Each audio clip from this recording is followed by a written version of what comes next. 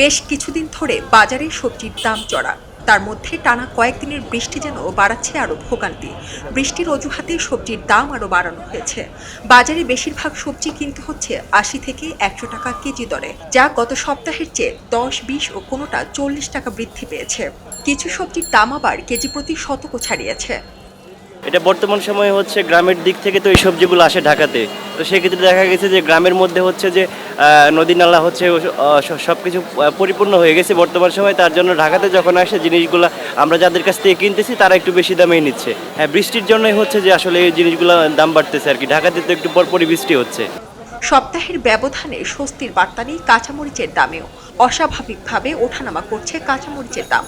মরিচের দাম বৃদ্ধির ক্ষেত্রে বৃষ্টির অজুহাত সামনে আসছে। বিক্রেতারা বলছেন পানি পেলেই মরিচ গাছ পচে যায়, ফলে মরিচের দাম এত চড়া। আজ ৫ জুলাই কাঁচামরিচের দাম ২০০ থেকে ২৪০।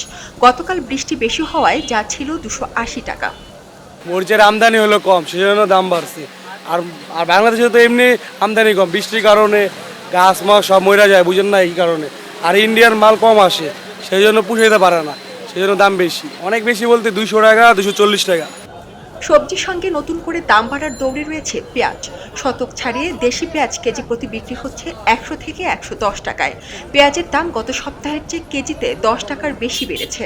দাম বৃদ্ধির কারণে ভোগান্তিতে পড়ছেন সাধারণ মানুষ। কেউ কেউ অভিযোগ করছেন বৃষ্টির অজুহাত দিয়ে পেঁয়াজ, আদা, রসুনের দামও বৃদ্ধি করছে অসাধু ব্যবসায়ীরা। বৃষ্টিতে সবকিছুর দাম বাড়ানোর বিষয়টিকে অজুহাত বলে মনে করছেন ক্রেতারা। খাইতে তো হবে, পেটে দিতে হইলে তো তরকারি ছাড়া তো খাওয়া যাবে না। আর সবজি কিনতে গেলে তো দাম চাই বেশি।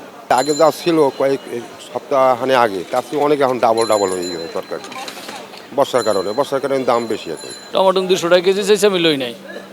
ঠিক আছে, তা সাধারণ লোক আমরা কীভাবে চলবো? মাছ বাজারে গেছি, মাছ বাজারে তোমার তেলাপিয়া ২০০, ছোটো সাইজ ২০০ টাকা, একটু বড় সাইজ ২৫০ টাকা। পাঙ্গাস মাছ তোমার হইলো ২০০ টাকা, ২৫০ টাকা।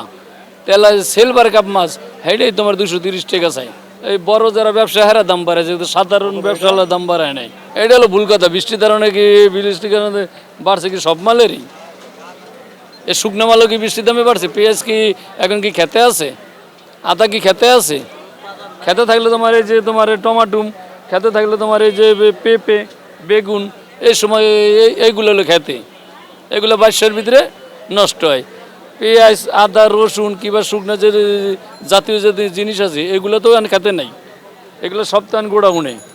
সবজির দাম বাড়ানোর পেছনে টানা বৃষ্টিকে কারণ হিসেবে দাঁড় করিয়েছেন সকল ব্যবসায়ীরা। তারা বলছেন যে সকল এলাকা থেকে সবচেয়ে বেশি সবজি আসে সেই এলাকাগুলোতে কয়েকদিন ধরে টানা বৃষ্টি হচ্ছে, এতে সবজির উৎপাদন ব্যাহত হয়েছে।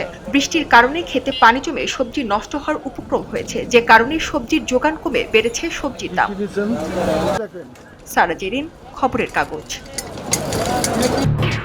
এলো খবরের কাগজ, নিখাত, নির্ভীক, নিরপেক্ষ।